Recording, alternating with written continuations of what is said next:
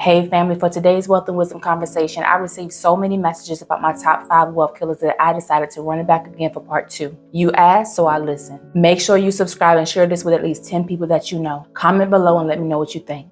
Now, I know this is a sensitive one because as parents, you love your kids. You want them to do well and you don't want them to struggle. And it feels natural to want to step in, but here's the problem. If your son or daughter is a grown adult, fully capable, able-bodied, has a mind, has health, and has opportunities to work, but they simply lack discipline, focus, or drive, then you carrying them is costing you. It's draining your pockets and it's delaying your retirement and even wearing you down physically, whether you want to admit it or not. And let's be real. If you're age 50, 55, 60 or up and you're still working harder than you should to make sure that your 28-year-old or your 34-year-old has rent money, what's happening to your future? You can't retire when you need to because you're still financing their adulthood. And I'll be honest, if you never set boundaries, you will end up saving your kids from short-term discomfort while sacrificing yourself in the long term. Boundaries are not punishment. Boundaries are protection, and they protect you and they also help push your kids to grow, to overcome challenges, and to take accountability, because carrying your grown kids financially is enabling, and enabling keeps everybody stuck, even you. This one right here is a sneaky one because some of you are spending money you don't have just to feel like you're living. You want to do everything, go everywhere, be in every room, take every trip because deep down, the idea of sitting still feels foreign to you. You've been so conditioned to stress, to run, to survival mode that peace feels uncomfortable. Freedom feels too stress-free. So subconsciously, you create more chaos just to feel like it's normal. It's the same mentality that the children of Israel had when Moses was leading them out of Egypt. They were so used to oppression that the process to freedom felt like bondage. They were willing to go back to slavery because that's what felt familiar. And so many of us do the same thing financially. The process to financial freedom feels weird. Discipline feels weird. Having margin in your money feels weird. So what do? You sabotage it. You overspend and you take more on than what you need to, and you overcommit your finances. That's why FOMO will always kill wealth, because it keeps you in cycles of stress and anxiousness, trying to chase moments instead of building margin. Keeping high interest debt while trying to invest. Everyone wants to say, I'm investing, I'm building wealth. But meanwhile, you're sitting on a credit card at a 23, 26, or even a 27% interest rate, choosing to prioritize investing over aggressively paying it off. And here's the real math.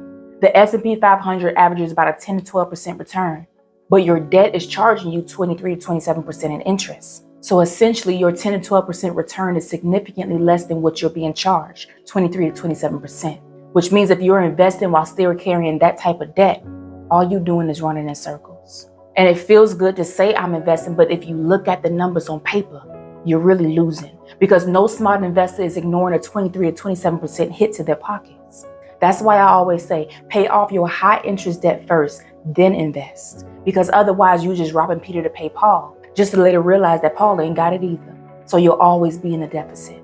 And there's so many people flaunting and raving, talking about they investing, but meanwhile on paper, they have no true return because, to be honest, you ain't even breaking even. So don't be the person that's always talking about investing and meanwhile you're carrying a major liability. So pay off your high interest debt. Stop charging that doggone credit card. Pay off your high interest debt and don't charge anything you can't afford or things that you can't pay off before the billing cycle ends. As my granddaddy always say, mouth say anything. In other words, anybody can say they're investing, but what do the numbers say? Because numbers don't lie. This one is heavy because if you're not careful, you will spend yourself broke trying to look the part for people who don't even care about you. New cars, new bags, new watch, new clothes, all to be seen and acknowledged for validation. And you know what happens? People enjoy being connected to you for what you have, but they never take the time to get to know you. Then when the money runs low, you're left drained and resentful and feeling used, but the truth is, you position yourself for that by leading with what you had instead of leading with who you are. And I'll be real with you.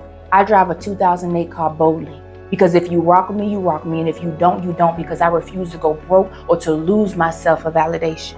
So if you struggle with this, you need to ask yourself, where's the void coming from? Did my mom not affirm me growing up? Did my dad not affirm me growing up? And sometimes they did. But because you spent more time at school and outside of the home, culture's opinion and scrutiny of you took form within you. Did culture bully you into thinking you weren't enough? Did you always feel like you didn't fit in? Because if you don't deal with the root of where it's coming from, you'll keep throwing money at it, trying to fill a hole that stuff and people will never fill. This one right here is major because it hides in plain sight. Pride and ego. Your pride and ego will trick you into believing you're invincible. Especially when you have money, you start thinking, I don't need anybody. I don't need advice. I don't need accountability. I got it all figured out. And that's the mindset that is the most dangerous. And I'm going to tell you why. Because God provides for his people through his people. He designed life to be lived in community with wise counseling, with humility. But when pride takes over and you start treating people like they're disposable and you don't listen to wisdom and you burn bridges and you ignore the red flags, then eventually you isolate yourself. And here's the kicker. You can have all the money in the world, but if your pride and ego run your life, you will never have wealth in the end, nor will you have wealth that lasts. You'll never build legacy because pride will have you making reckless decisions, overspending to prove a point, and refusing to learn from people who know more than you and cutting off the very relationships God sent to sustain you. Pride will have you looking successful on the outside, but empty, unstable, and in pure chaos on the inside. And let's be real, pride will keep you broke because pride won't let you say, I need help. Pride won't let you say, I don't know what I'm doing. Nor will pride ever let you say that I need guidance in this area. Pride keeps you fronting and pretending like you up when really you down.